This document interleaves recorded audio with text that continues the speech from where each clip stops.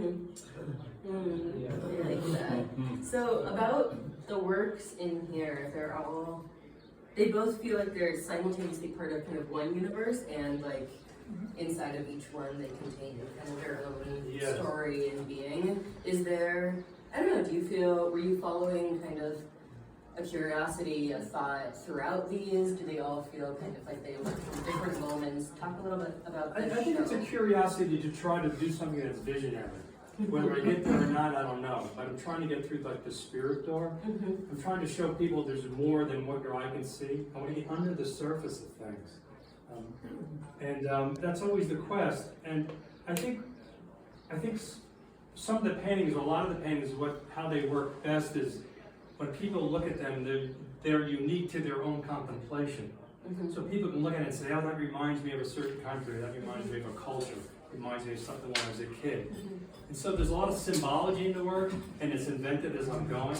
And I'm also a tarot reader, and I love tarot, but I don't read tarot cards like the way you're supposed to read them. Like each card has a certain set of symbology you can learn.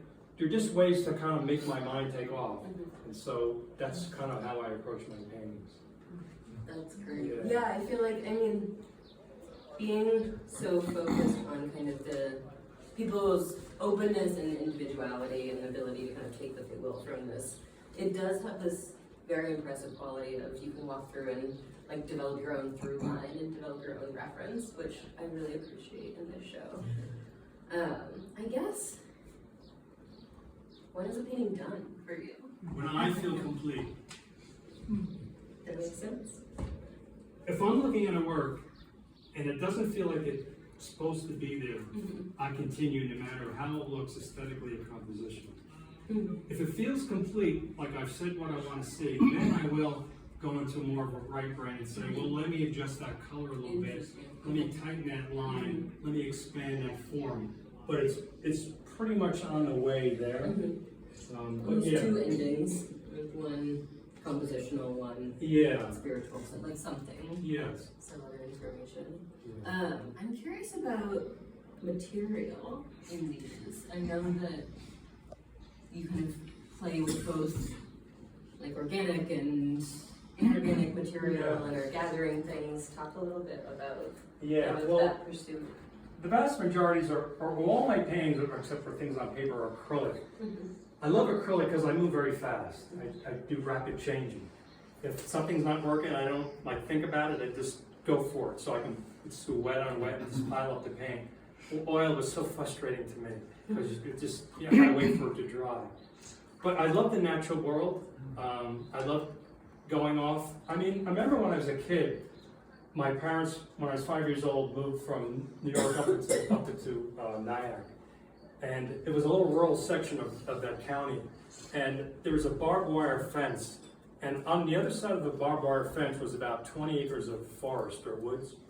And my father said, he got all my brothers together and he said, you see this barbed wire fence, don't get close to it. It's dangerous. This is our property. Don't even think about going over there. Well, like a good little boy, I listened to my father. I don't think so.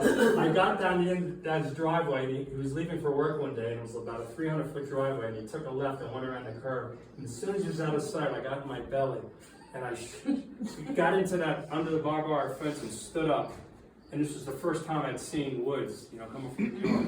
And I looked up, and I felt such a magical peace. Today, I still feel that when I go into the woods. So I'm always picking up a rock or a stick or some seeds, and sometimes they find their ways into my work. I like touching those things. I like revisiting it.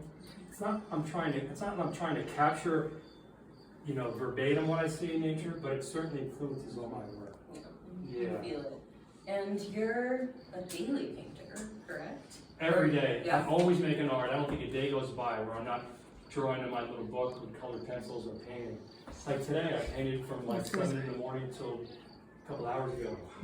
So I don't stop. I just love it. I can't stop. And how, that's such there's so much conviction to having a daily practice. Is that always been kind of your relationship to painting? Is that something that you've developed and honed in on? Yeah, well, I think I've always been sort of had that sort of diligence. My growing up, it was like my father said, we got to rake the leaves outside. All my brothers would be sitting in the living room and I'd be out there, like just sort of that work ethic.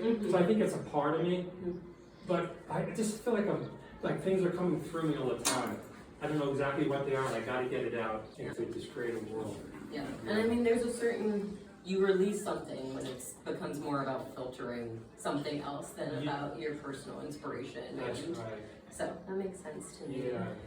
Well, I think that's all my questions. If anyone in the audience has any. I love questions, so please, it could be anything at all, like what I had for lunch or.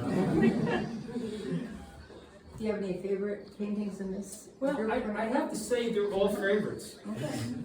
I mean, it's Like not your like children, right? Yeah, I'm not really sidestepping your thing. Yeah. When Alison and Rylan came to my studio to pick the show, I showed them what I was real happy with. And I think maybe my favorite painting is the one I just finished in my studio this morning. Because it's like, just being birthed over, and it's been going on for like 3 years. Oh. Yeah, it just took a turn a couple days ago. And it's like, yeah, but I don't know, they're all unique and it's kind of special to me. A good question, yes. Thank you. Is there any consecutive order to these? Like these two have to be next to each other? No, I let Rylan and Alison and Emma here just hang the show, and I thought, it's good to have a fresh eye, and so Right. they put them up where they maybe worked in a way that was conducive for the audience or for themselves. Yeah, and Michael had hundreds of paintings to choose from, and it was a really cool thing to be able to actually go through a huge body of work and then choose paintings and then choose color palettes. Like all of these color palettes kind of work together, and It's quite a release to trust somebody. yeah. Yeah, well, my job is to create. I think it's the dealer's job is to curate and to hang and take care of the business and sell the work. So if you're interested in purchasing, you go through Alison or Emma or Rylan. So yeah, my sort of, everybody has a genius and everybody's born to do something. I mean, sure, I could come here and say, no, that should be with this and that should be with that. And it's a trust.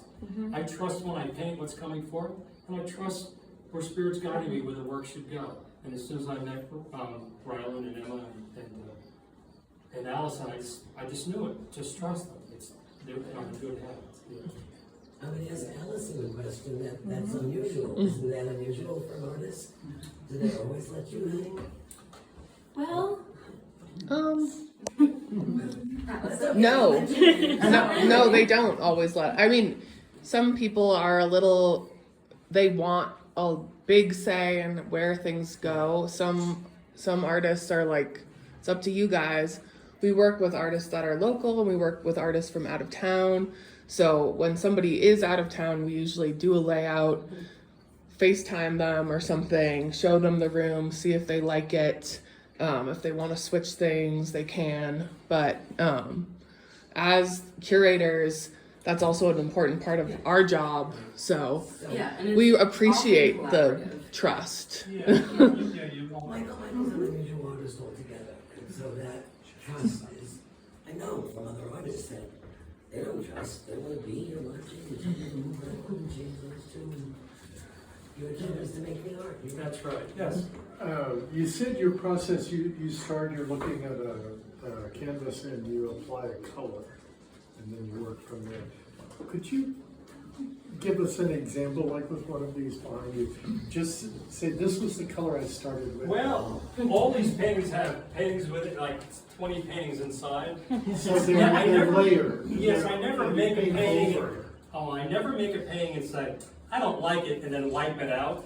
Each mark, color, form, visual texture, or symbol, or idea instigates the next one. So there could be layers. Yes. So I don't think most of these paintings, whatever the first color was, is long gone. Now that being said, this group of paintings here was done a little different.